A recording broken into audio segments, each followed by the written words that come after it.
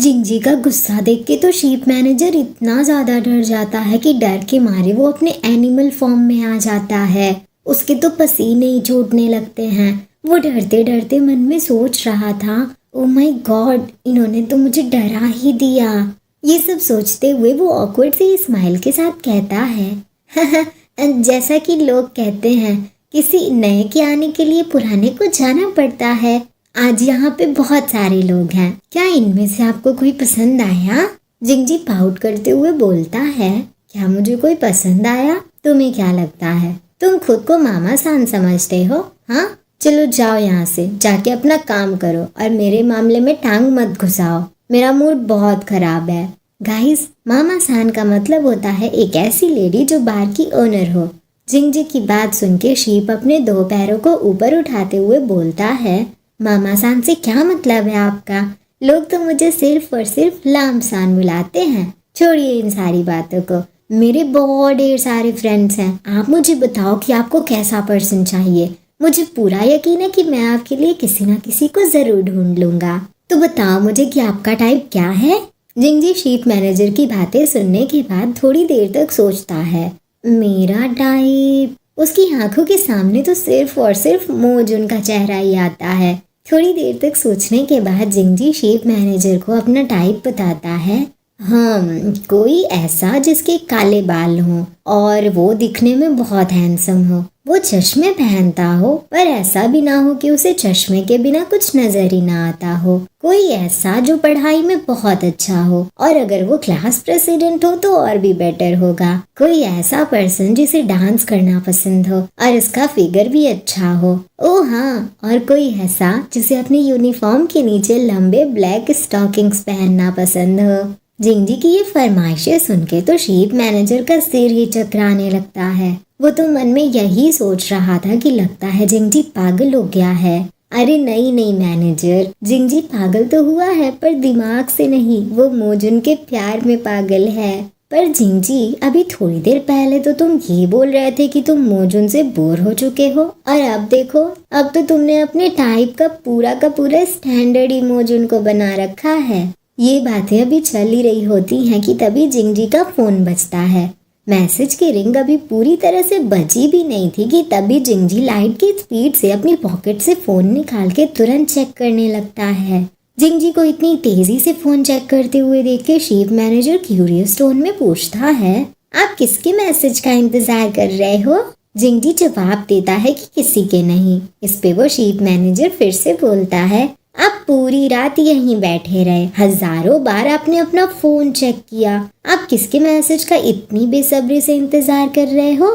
क्या आप अपने एक्स के इंतजार में हो? अगर आप उसे मिस कर रहे हो तो उसे कॉल कर लो। यहाँ उदास होके बैठने का कोई फायदा नहीं है। आप इतने डरपोक कब से हो? शीप मैनेजर अभी ये बोल ही रहा होता है कि तभी जिंजी एकदम खतरनाक गुस्से वाले चेहरे के साथ अपने हाथ से शीप मैनेजर का सिर नीचे करता है और गुस्से में चिल्लाते हुए कहता है, तुम अपने मामलों पे ध्यान दो, मैं अपने दोस्त का इंतजार कर रहा हूँ, समझे? चले जाओ यहाँ से और मुझे अकेला छोड़ दो। अगर तुम अपना काम अच्छे से नहीं करोगे तो मैं तुम्हें नौकरी से निकाल दूंगा, समझे तुम? जिंजी से इतनी ज्यादा डांट खाने के बाद भी शीप मैनेजर नहीं सुधरता और जिंजी के दोस्त का जिक्र सुन के तो वो इतना एक्साइटेड हो जाता है कि पूछो मत। उसकी आंखें तो लिटरली शाइन कर रही थी और वो एक्साइटेड होके ब्लश करते हुए कहता है, आपका दोस्त? क्या ये वही एंजल है? वही एंजल जिसका नाम ताइया है ना?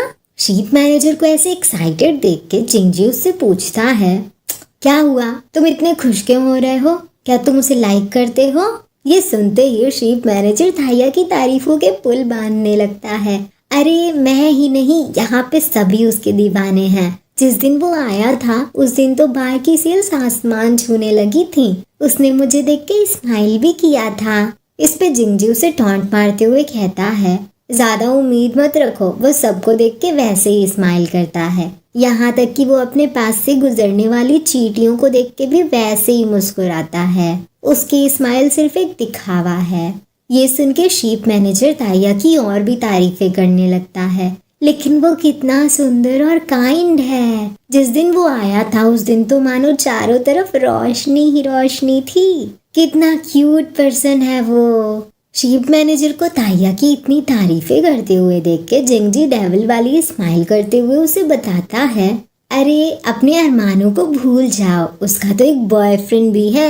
हर दिन वो अपने बॉयफ्रेंड के काम से लौटने का इंतजार करता है ताकि ऐसा दिखा सके जैसे वो दोनों इत्तेफाक से मिल गए। जिस एंजल को तुम सब इतना अच्छा मानते हो, असल में वो एक दुष्ट है जो छुप के वो सारी नोटी वाली हरकतें करता है। गाइस, यहाँ पे आप सब कंफ्यूज मत होना, रिंग वाली स्टोरी तो काफी आगे चल रही है, पर मोजून और जिंगजी की ये स्टोरी अभी उस टाइम में है जब ताया टियान का दिल जीतने की कोशिश कर रहा था। आप सबको तो याद ही होगा कि कैसे वो घंटों घंटों तक टियान का वेट करता था और फिर जब वो दोनों मिलते थे तो ताया ऐसे दिखाता था जैसे दोनों कोइंसिडेंस की वजह से मिल गए। तो बस जिंगजी वही बातें कर रहा है।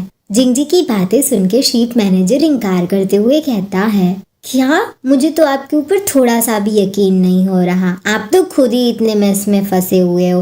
आप तो अपने एक्स से इग्नोर होना डिजर्व करते हो। ये कहते हुए शीप मैनेजर जिंगजी को आग दिखा के चिढ़ाते हुए वहां से भाग जाता है। जिंगजी को तो उस मैनेजर के ऊपर बहुत ही ज्यादा गुस्सा आ रहा था। फिर वो गुस्से में अपने फोन को वहीं सोफे पे फेंकते हुए कहता है, डैम इट, मानो या ना मानो, मुझे उसकी कोई परवाह नहीं है। चलो चलो जिंगजी, हम सबको पता है कि तुम मोजून को कितना ज्यादा मिस कर रहे हो, तभी तो तुम ऐसे मुंह लटका के बैठे थे। एक तरफ ये सारी चीजें चल रही थी और वहीं दूसरी ओर हम देखते हैं कि मोजून कैफे में था। उसकी पार्ट टाइम जॉब का टाइम खत्म हो चुका था और वो चेंजिंग रूम में जाके अपने कपड़े बदल रहा था। वो अपना लॉकर खोल के शॉर्ट को लॉकर के अंदर रखता है और लॉकर में पड़े फोन को अनलॉक करके देखता है कि कहीं कोई मैसेज तो नहीं आया। पर वो जब देखता है कि फोन में कोई नोटिफिकेशन नहीं आई थी तो ये देख के वो बिना कुछ बोले तुरंत अपनी स्वेट शर्ट पहन लेता है। पर मोजून के चेहरे से साफ साफ पता चल रहा था कि कोई मैसेज ना देख के वो कितना डिसअपॉइंटेड था। स्वेटशर्ट पहनने के बाद वो फिर से अपना फोन चेक करता है कि शायद अब कोई मैसेज आया हो, पर वो देखता है कि अभी भी कोई नोटिफिकेशन नहीं थी। ये देख के मोजून गुस्से में जोर से लॉकर को बंद करता है। उसका मूड तो बहुत ही ज्यादा खराब था। वो सैड से चेहरे के साथ पास की बेंच पे बैठ जाता है और अपना चश्मा पहनने लगता है। अरे मोजून, अगर तुम्हें जिंगजी की याद आ रही है तो उसे कॉल कर लो ना, इतनी भी क्या नाराजगी। ये दोनों लव बर्ड्स एक दूसरे के लिए तड़प रहे हैं पर एक छोटा सा मैसेज या कॉल नहीं कर सकते। मोजून उदास से चेहरे के साथ बैठ के ये सारी चीजें सोच रहा होता है कि तभी उसे कुछ आवाज सुनाई देती है, जिसे सुन के मोजून तुरंत आवाज की डायरेक्शन में मुड़ता है। तो वहाँ, ये तो आप गेस करो गाइस कि वहाँ कौन है, कौन आया है मोजून से मिलने? कहीं जिंगजी तो नहीं आया? कमेंट्स में आप सब अपने आंसर्स जरूर लिखना।